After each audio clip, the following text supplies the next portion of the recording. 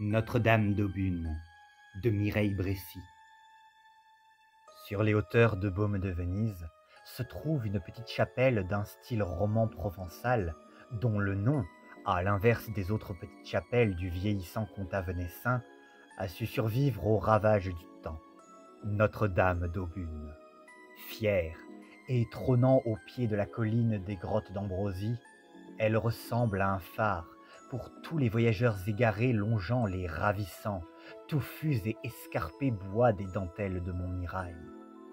Au sommet de la colline, au-dessus d'elle, se trouve un stupéfiant rocher, immense et pourvu on ne sait comment de profondes incisions dans son roc. Comme si la pierre était une boule de pâte et qu'on y avait profondément planté des ongles ou des griffes dans le cas du rocher. Si les étrangers n'y voient là qu'une curiosité géologique, les Balméens en revanche le regardent avec une profonde inquiétude. Il pourrait un jour prochain rouler de tout son poids et détruire la petite chapelle et ainsi causer beaucoup de malheur parmi les hommes.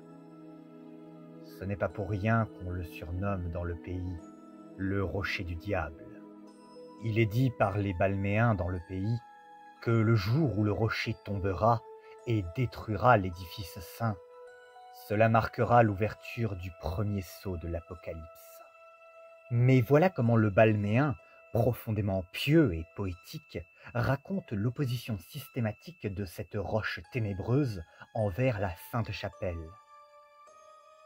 Il y avait autrefois dans le comtat venessin un diable et un saint, et tous deux prêchaient pour leur paroisse, le saint pour le paradis, le diable pour l'enfer, et tous deux cohabitaient si paisiblement que tous les dimanches soirs, ils se retrouvaient sur les hauteurs de Baume de Venise pour parler de leurs conditions.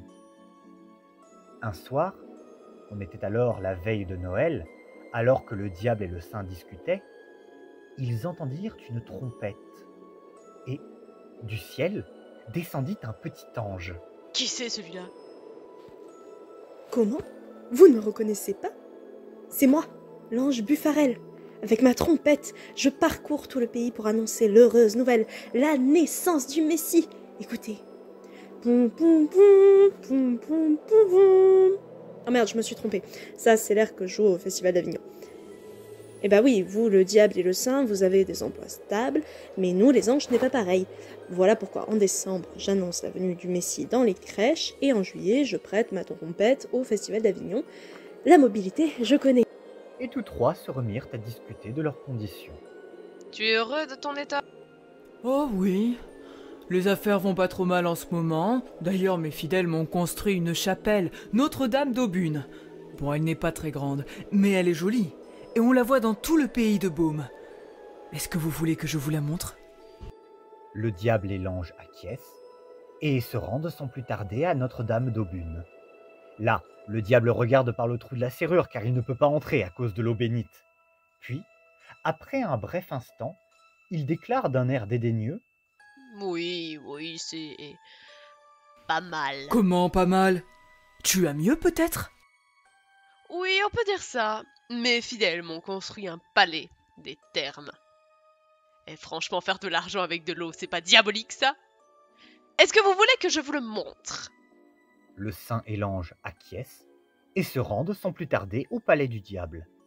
Mais avant d'entrer, celui-ci leur déclare: Attendez.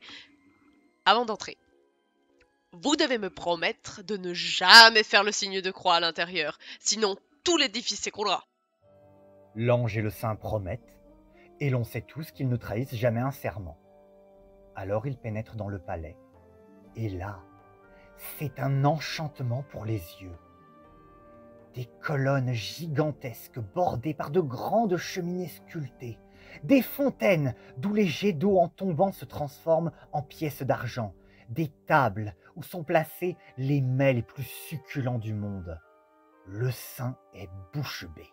Puis, en regardant une magnifique statue portant la voûte d'un dôme, il s'exclame: Oui, je reconnais. C'est beau partout, c'est beau en haut, c'est beau en bas, c'est beau à gauche et c'est beau à droite.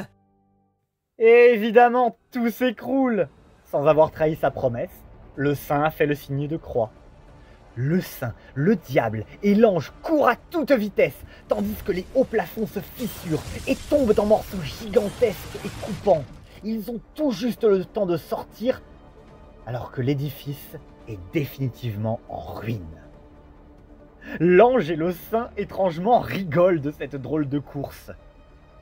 Mais le diable est rouge de colère. Sans dire un mot, il part comme le vent.